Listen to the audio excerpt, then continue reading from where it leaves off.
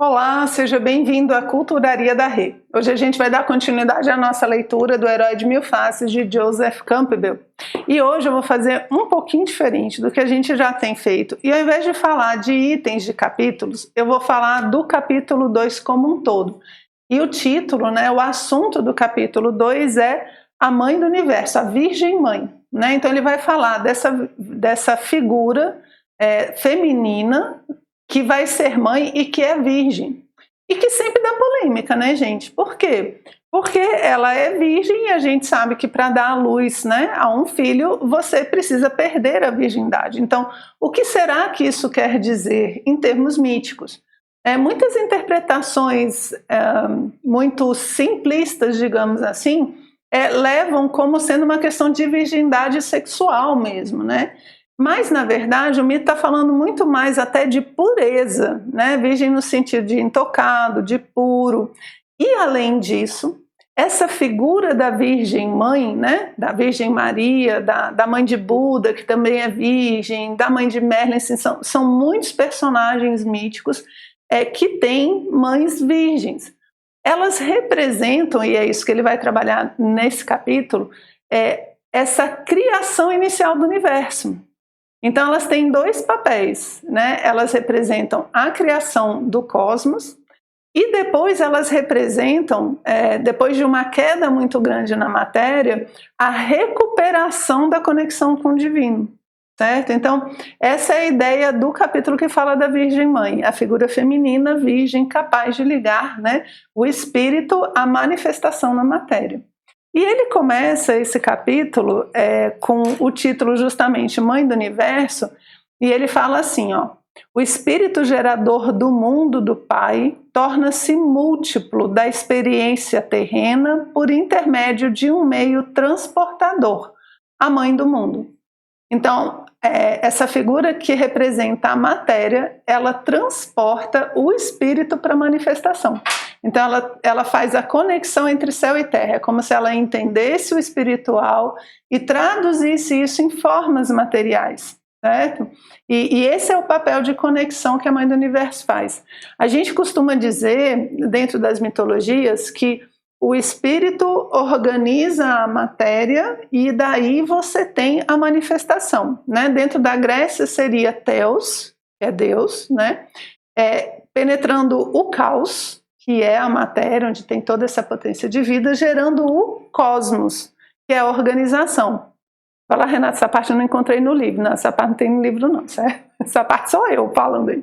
Então, quando você junta o Theos, quer dizer, eu não, A gente tem Teis da Teogonia de Hesíodo aí falando disso, certo? Então, quando você tem o espírito batendo na matéria, organiza a matéria, e aí ele bate na manifestação, Ele desce para a matéria e a matéria se manifesta em múltiplas formas, de diversas formas. Então, essa é a ideia do feminino representando a matéria. E por que o feminino ele tem uma característica muito positiva, muito fácil de associar com isso também, que é o quê?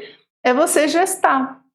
Quando a gente gesta, a mulher quando está gestando uma criança, ela está dando forma para a matéria, percebe? Porque ela tem esse embrião dentro dela, e dentro desse ventre, então, ela vai dando forma a essa criança até que ela possa nascer e vir ao mundo. Por quê? Porque tudo que existe tem forma. Não existe algo sem forma, não existe algo infinito, tudo é finito, tudo é condensado, por isso que a gente fala que a alma é presa na matéria, Porque se você pensa no ser espiritual amplo, e aí ele se prende na matéria, ele se limita na matéria, ok? E aí essa parte ele vai falar de dar essa limitação, ela vem aí com a Mãe do Universo. Ele dá uma imagem que eu achei bem interessante, que é a da casca do ovo. Eu falo, você tem o ovo lá dentro, uma matéria ali informe, e a Mãe do Universo é a casca. No momento em que ela põe a casca, aí o ovo agora existe, Ele é um ser que pode existir no mundo. Sem a casca, você não tem essa possibilidade, Então eu achei isso bem legal, bem interessante. E ele fala aqui, separei para ler um pouquinho, que ela fala que então que ele fala, né, que a mãe do universo é a estrutura que fixa os limites do mundo para que as coisas possam existir, né? E em seguida ele fala, essa estrutura então é representada pela Virgem, né? É virgem, pois o seu cônjuge é o desconhecido invisível. Então não é algo no mesmo nível da matéria, né? Ela está um pouco abaixo para poder fazer essa intermediação de trazer o céu para a terra. Então ela está nesse meio do caminho, ela compreende o divino e transforma ele em formas possíveis de existirem na matéria. Então ela é virgem no sentido de que o par dela, né, é o espiritual, não é o material. Então ela não perde essa virgindade material, né? E aqui, infelizmente, em muitos lugares, às vezes as pessoas interpretam como uma questão sexual, né? E aqui a gente está falando de uma visão mítica, de uma visão simbólica, né? A mãe de Buda, por exemplo, ela concebe Buda quando ele desce e ela sonha com um elefante branco. Ela sonha com um elefante e aí ela acorda grávida, né? Maria recebe a anunciação, né? Essa anunciação traz justamente esse aspecto divino que ela, como virgem e pura, consegue receber, dar forma e mostrar ao mundo, né? Então você imagina assim, não é qualquer ser que pode receber o divino, né? Então aí a virgindade ela já tem essa ideia de que o par não é material, mas ela tem a questão da pureza de poder receber isso. E quando ela recebe isso, então esse ventre vai pegar essa essência espiritual e dar forma para que ele possa vir e habitar entre os homens e trazer sua mensagem, cumprir sua missão. Então ela é um canal, certo?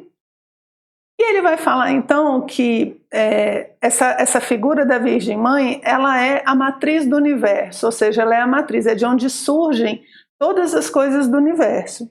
E ela vai sendo cada vez mais materializada dentro dos mitos. Então, quando a gente fala da cosmogonia lá atrás, né, e da criação do homem, a gente está falando do quê? De uma descida do metafísico para o físico. Se você pegar Plotino, né, é do uno até a manifestação. Você pega os pré-socráticos, lá eles vão falar do ente, né, Parmênides, tal, o que eles estão falando? Que aquela causa metafísica ela vai se materializando por etapas, e os mitos vão mostrando isso de alguma forma. Então essa grande causa ela vai se materializando. Ele fala que primeiro em seres que são míticos, são imortais, enfim, tem uma série de características ainda muito parecidas com o Uno. Aí depois esses seres criam outros, né, que já são mais restritos, até chegar no ser humano. E o ser humano, então, ele vai ser a ponta, digamos assim, né, da criação que tem pouca consciência do espiritual, que tem pouca consciência dessa contraparte metafísica. Então ele começa a ser representado como um ser em decadência. Por quê? Porque ele está perdendo essa conexão, ele está ficando cada vez mais distante, distante, distante. Até que chega um determinado momento que essa humanidade agora, ela precisa de uma redenção. E aí vem o outro tema que ele põe nesse capítulo, que é o ventre da redenção. Que é o quê? A primeira representação era da matéria, que recebe o espírito e cria as coisas, né, do caos que junto com Theos gera o cosmos. E agora você vai ter a redenção, que é essa mulher pura que recebe um toque divino, recebe dentro do seu ventre puro essa energia divina da matéria, coloca forma e agora traz um ser redentor que vai ajudar a humanidade a trazer de volta essa conexão com o divino. Não é bonito, gente? Eu acho muito bonita essa história. Por quê? Porque é como sempre se a gente estivesse vivendo os ciclos em vários níveis, né? No macro, quando cria o universo, no micro, quando é uma mulher representando esse início do universo, então ela está iniciando um novo ciclo. Porque um novo ciclo é um novo pequeno universo que está começando. Então ela representa aí a renovação desse novo ciclo, ok? Beleza, aí eu separei aqui, ele comenta que então a Virgem Mãe tem várias tradições, ele traz vários exemplos aqui, e eu escolhi um, né, para ler aqui para vocês. Quando ele fala do ventre aqui, da redenção, olha só o que ele comenta. A perspectiva do homem torna-se limitada, compreendendo apenas as superfícies que refletem a luz, as superfícies tangíveis da existência. A visão do profundo é impedida. Então a gente vai descendo a consciência e na hora que ela fica presa na matéria ele não vê mais nada. E isso não chega a ser em si um problema, é um processo. A manifestação ela vai ser assim, né? Ela vai descendo, descendo, descendo, até que a gente se apegue. Como é que isso acontece com a gente? Você já ficou obcecado com uma ideia, um projeto, alguma coisa que você queira muito fazer? Você já reparou que você fica preso nisso? O pessoal até fala que você está bitolado, você não pensa em mais nada. É esse tipo de visão superficial que ele está comentando que vai acontecer com a gente na vida e representada nos mitos também dessa forma que ele está mostrando para a gente, né? Então agora que essa humanidade está ali bitolada nas suas coisas, ela precisa de um ventre puro que possa trazer uma redenção. E é justamente uma mulher virgem que vai aparecer para fazer isso. Aí eu separei aqui uma das histórias que ele traz, que é de uma virgem procurando por Shiva. E é bem legal a história, eu separei aqui para mostrar para vocês, para ler para vocês. Então, olha a história aqui, que bacana. Ele fala assim, um dia um jovem Brahmane chegou ao local e perguntou por que alguém dotado de tanta beleza poderia estar se destruindo com tal tortura. Era justamente ela queria ter um filho de Shiva, e Shiva é o deus da destruição. Então ela estava tentando se destruir para conseguir conexão com Shiva. Aí o cara fala, não estou entendendo por que você está fazendo isso. Aí ela fala, meu desejo é Shiva, o objeto mais elevado. Shiva é um deus solitário, mergulhado em inabalável concentração. Por isso, pratico essa austeridade, pois desejo tirá-lo de seu estado de equilíbrio e levá-lo a se unir a mim. Então ela está deixando de comer, né? Ela está deixando de fazer as coisas da sobrevivência física na ideia de chamar Shiva, o deus da destruição, para se unir a ela. E aí ele fala, Shiva, disse o jovem, é um deus da destruição, Shiva é o aniquilador do mundo. O deleite de Shiva é meditar nos cemitérios, em meio aos restos de cadáveres. Ali ele contempla a rota da morte, o que agrada ao seu coração devastador. As guirlandas de Shiva têm serpentes vivas. Shiva é, além disso, pobre e ninguém sabe nada sobre o seu nascimento. Ele está falando, olha, se você está querendo ter um ser que vai redimir todo mundo, você está procurando o cara errado, né? Isso que ele está falando.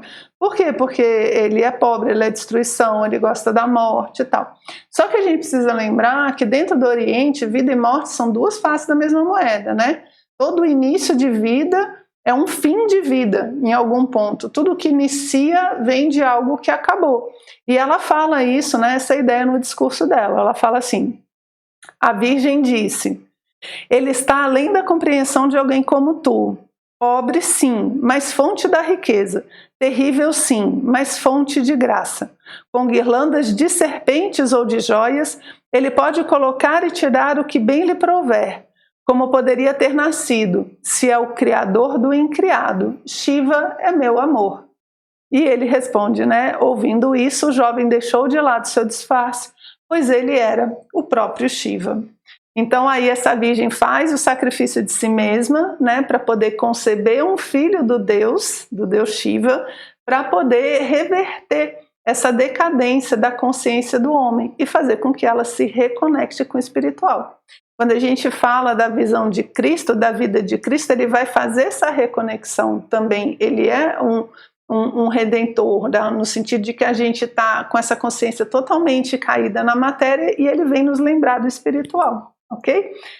E aí, por fim, dentro desse capítulo, ele fala das histórias folclóricas sobre a Mãe do Universo. E aí ele traz, e é interessante, fala dos mitos de uma forma geral, desses mitos aonde os deuses saem tendo um monte de filhos, né? Que é o caso de Zeus, por exemplo. Toda vez que eu dou aula de mitologia grega, tem um problema aí com Zeus, né? Porque Zeus tem filho com todo mundo. o Hércules, né? Você tem Castor e Pólux, enfim, ele se transforma em cisne, ele se transforma em nuvem, enfim, ele faz de tudo, né, para seduzir ninfas, mulheres, e ter seus filhos. E aí o pessoal fala muito mal dele por conta disso. Só que essas ninfas, essas mulheres, essa reprodução, na verdade, é a ideia de que esse poder criador, que é o poder do espírito criando na matéria, ele está presente em todos os lugares, né? Então ele estava presente lá no início da manifestação, ele está presente na figura das mulheres virgens, e ele está presente também nessa ideia dos deuses que têm diversos filhos, né? Que procriam, geram na matéria através da mulher. Então sempre tem essa representação do espírito tocando a matéria e gerando as formas que existem no mundo. Bem, era isso que eu queria trazer para vocês desse capítulo, né, que fala da Virgem Mãe, e eu espero que vocês tenham gostado. A gente se vê no próximo encontro.